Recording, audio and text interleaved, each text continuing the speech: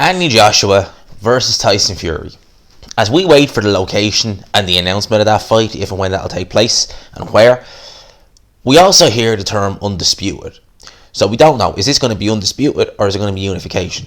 Personally, I'd like to see it be undisputed. I'd like to see an undisputed heavyweight champion, but I know myself that this fight is huge. This is a massive fight, so wherever it is in the world and wherever titles are on the line, this fight just needs to get across the line, okay? But Oleksandr Usyk, now, I done a video about a week ago where I said that his contract with Eddie Hearn had come up, and I assumed that because I assumed he was on a fight-by-fight basis, or at the very most a 3-fight deal. But I asked the question, was he still being co-promoted by K2? Because that's who Usyk turned pro with, the Klitschko Promotions, K2. Well, he is.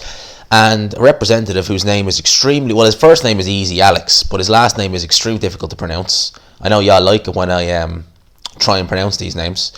I'm going to read this here. It says, Oleksandr Usyk's K2 promoter, Alex Krasek, it's pronounced Krassyuk, probably saying it way wrong, has confirmed the WBO informed Team Usyk that they are actually considering sanctioning AJ versus Fury for all the marbles for undisputed, okay? However, all right, they've not just come and said, oh, we're making you wait, we're doing this. No, they've said they insist that they need Usyk's consent. So Usyk has to be the one to say, okay, go for it, right? And his team are insisting that they want a serious step-aside offer. Now, obviously, that would have come anyway. So they wouldn't have just said to Usyk, do you want to let this title fight happen, without giving him some incentive, right? And I'm sure in terms of money, there'll probably be an incentive in terms of maybe an interim title or something like that.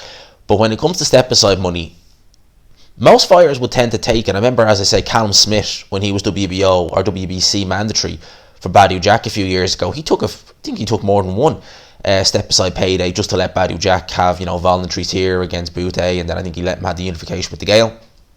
And obviously he ended up joining the World Boxing Super Series, so it all counted for zip after that. But most fighters tend to take it. Now with Usyk, you would imagine the step-aside money, all his kids' birthdays going to come at once. All his birthdays, his wife's birthdays, kids' birthdays going to come at once. He's going to get an absolute rake of cash. So when they say serious offer,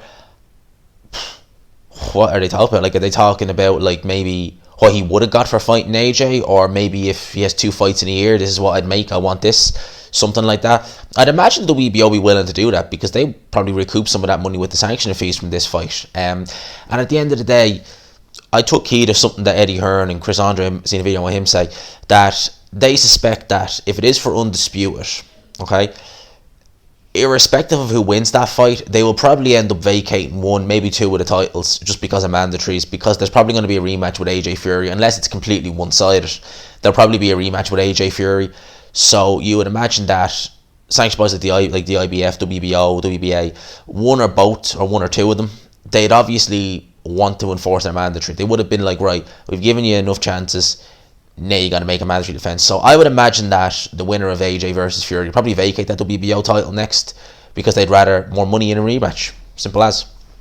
And Usyk, I'd imagine, would maybe fight Joe Joyce, or maybe fight someone like a Joseph Parker for said interim title, and then, okay, there you go, you're elevated to full champion whenever these guys have their fight, and whoever wins, more than likely to vacate one of them, likely the WBO. So there you go. So I think that's what Team Usyk are looking at. It's a win-win kind of for Usyk if you think about it, because if he stamps his heels in and tries to get the AJ fight over the line, they may as well they're probably going to vacate that title anyway, in which case he'll fight for a vacant title.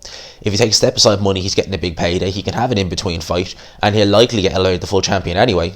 And even if he takes step-aside money and they don't vacate, well, he'll get a crack at AJ Fury, and that's a big payday in of itself. So Usyk's in a good position. So those are my thoughts on that. Like I said, hope y'all enjoyed this video. Let me know what you think the situation with WBO and Oleksandr Usyk is going to be.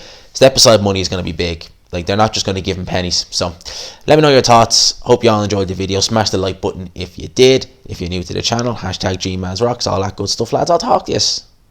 Peace.